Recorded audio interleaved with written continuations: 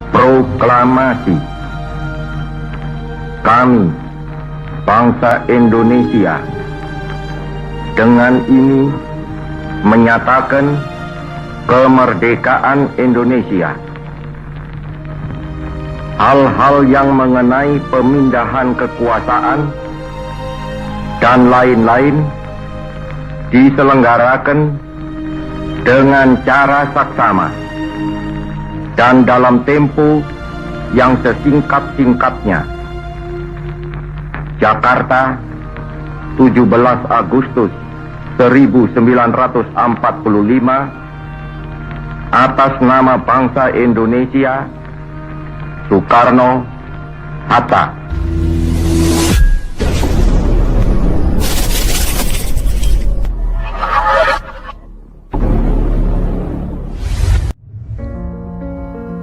Sebelum terjadinya peristiwa hebat 10 November 45, semua diawali ketika Jepang menyerah tanpa syarat kepada sekutu.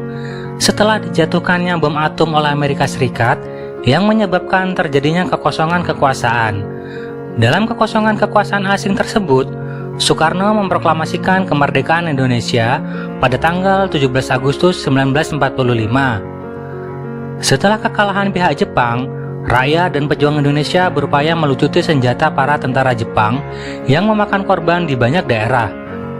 Ketika gerakan untuk melucuti pasukan Jepang sedang berkobar, tanggal 15 September 45, tentara Inggris mendarat di Jakarta dan mendarat di Surabaya pada tanggal 25 Oktober 45. Tentara Inggris datang ke Indonesia tergabung dalam AFNI, Allied Forces Netherlands East Indies, atau pasukan sekutu Hindia Belanda, atas nama Blok Sekutu. Dengan tugas untuk melucuti tentara Jepang, membebaskan para tawanan perang yang ditahan Jepang, serta memulangkan tentara Jepang ke negerinya. Namun selain itu, tentara Inggris yang datang juga membawa misi mengembalikan Indonesia kepada administrasi pemerintahan Belanda sebagai negeri jajahan Hindia Belanda. NICA atau Netherlands Indies Civil Administration ikut membonceng bersama rombongan tentara Inggris untuk tujuan tersebut.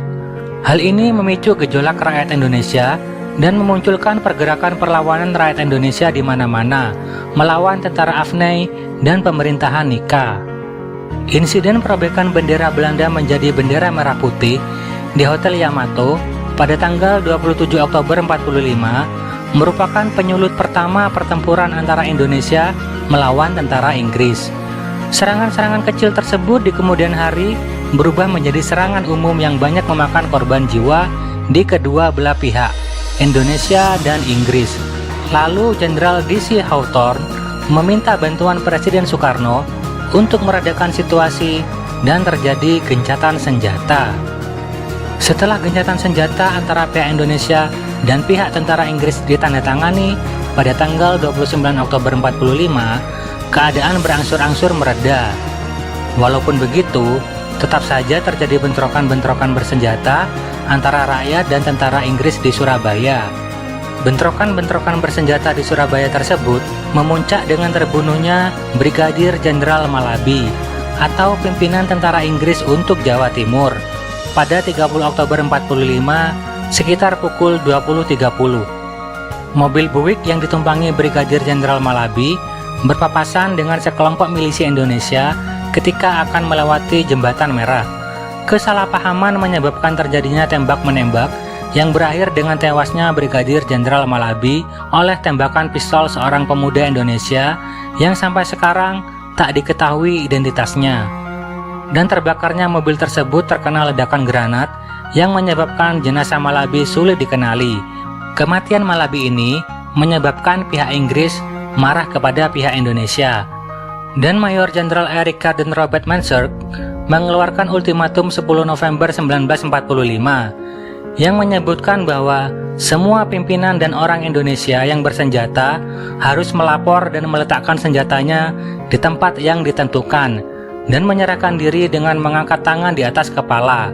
Batas ultimatum adalah jam 6 pagi pada tanggal 10 November 45. Ultimatum tersebut kemudian dianggap sebagai penghinaan bagi para pejuang dan rakyat yang telah membentuk banyak badan-badan perjuangan atau milisi.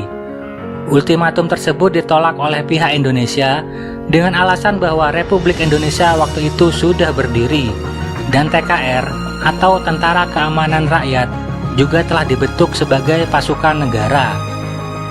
Selain itu, banyak organisasi perjuangan bersenjata yang telah dibentuk masyarakat, termasuk di kalangan pemuda, mahasiswa, dan pelajar yang menentang masuknya kembali pemerintahan Belanda yang memboncengi kehadiran tentara Inggris di Indonesia.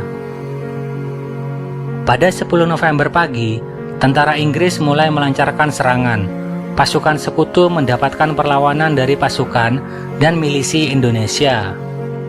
Selain Bung Tomo, terdapat pula tokoh-tokoh berpengaruh lain dalam menggerakkan rakyat Surabaya pada masa itu.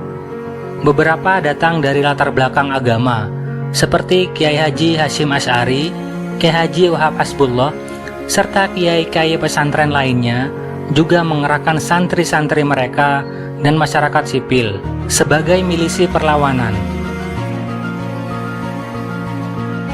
Pada waktu itu masyarakat tidak begitu patuh kepada pemerintahan, tetapi mereka lebih patuh dan taat kepada para kiai atau ulama.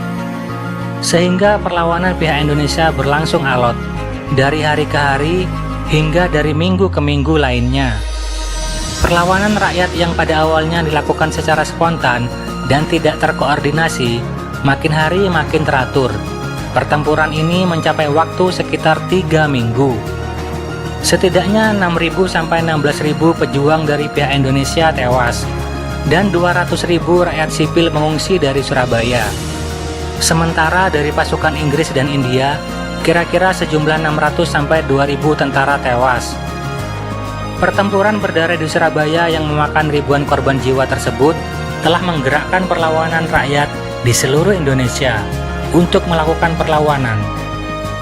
Banyaknya pejuang yang gugur dan rakyat sipil yang menjadi korban pada hari 10 November ini kemudian dikenang sebagai Hari Pahlawan oleh Republik Indonesia hingga sekarang.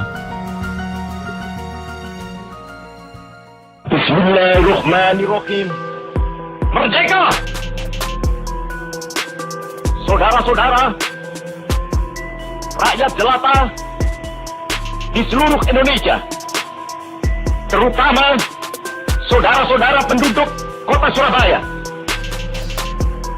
kita semuanya telah mengetahui bahwa hari ini tentara Inggris telah menyebarkan pamflet-pamflet yang memberikan suatu ancaman kepada kita semua. Kita diwajibkan untuk dalam waktu yang mereka tentukan menyerahkan senjata-senjata yang telah kita rebut dari tangannya tentara Jepang. Mereka telah minta supaya kita datang pada mereka itu dengan mengangkat tangan. Mereka telah minta supaya kita semua datang pada mereka itu dengan membawa bendera putih, tanda bahwa kita menyerah kepada mereka. Saudara-saudara, di dalam pertempuran-pertempuran yang lampau, kita sekalian telah menunjukkan bahwa rakyat Indonesia di Surabaya, pemuda-pemuda yang berasal dari Maluku, pemuda-pemuda yang berasal dari Sulawesi, pemuda-pemuda yang berasal dari Pulau Bali, pemuda-pemuda yang berasal dari Kalimantan, pemuda-pemuda dari seluruh Sumatera, pemuda Aceh, pemuda Tapanuli, dan seluruh pemuda Indonesia yang ada di Surabaya ini, di dalam pasukan-pasukan mereka masing-masing, dengan pasukan-pasukan rakyat yang dibentuk di kampung-kampung, telah menunjukkan satu pertahanan yang tidak bisa dijebol, telah menunjukkan satu kekuatan sehingga mereka itu terjepit di mana-mana. Hanya karena taktik yang licik daripada mereka itu, saudara-saudara, dengan mendatangkan presiden dan pemimpin-pemimpin lainnya ke Surabaya ini, maka kita tunduk untuk memberhentikan pertempuran. Tetapi pada masa itu mereka telah memperkuat diri, dan setelah kuat, sekarang inilah keadaannya. Saudara-saudara, kita semuanya, kita bangsa Indonesia yang ada di Surabaya ini, akan menerima tantangan tentara Inggris itu. Dan kalau pimpinan tentara Inggris yang ada di Surabaya ingin mendengarkan jawaban rakyat Indonesia, ingin mendengarkan jawaban seluruh pemuda Indonesia yang ada di Surabaya ini, dengarkanlah ini tentara Inggris. Ini jawaban kita. Ini jawaban rakyat Surabaya. Ini jawaban pemuda Indonesia kepada kau sekalian. Hei, tentara Inggris, kau mengendaki bahwa kita ini akan membawa bendera putih untuk takluk kepadamu. Kau menyuruh kita mengangkat tangan datang kepadamu. Kau menyuruh kita membawa senjata-senjata yang telah kita rampas dari tentara Jepang untuk diserahkan kepadamu.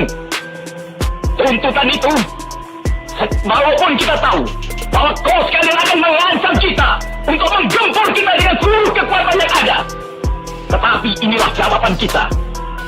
Selama banteng-banteng Indonesia masih mempunyai darah merah yang dapat membuat setarik kain putih, merah dan putih, maka selama itu kita mau menyerah kepada siapapun juga. Saudara-saudara rakyat Surabaya, siaplah, keadaan genting. Tetapi saya peringatkan sekali lagi, jangan mulai menembak. Baru kalau kita ditembak, maka kita akan ganti menyerang mereka itu. Kita tunjukkan bahwa kita ini adalah benar-benar orang yang ingin merdeka. Dan untuk kita, saudara-saudara, lebih baik kita hancur dulu daripada tidak merdeka. Sebelum kita tetap merdeka atau mati. Dan kita yakin, saudara-saudara, pada akhirnya pastilah kemenangan akan jatuh ke tangan kita. Sebab Allah selalu berada di pihak yang benar. Percayalah, saudara-saudara, Tuhan akan melindungi kita sekalian. Allahu Akbar, Allahu Akbar, Allahu Akbar. Jangan lupa subscribe dulu ya untuk mendukung channel kami.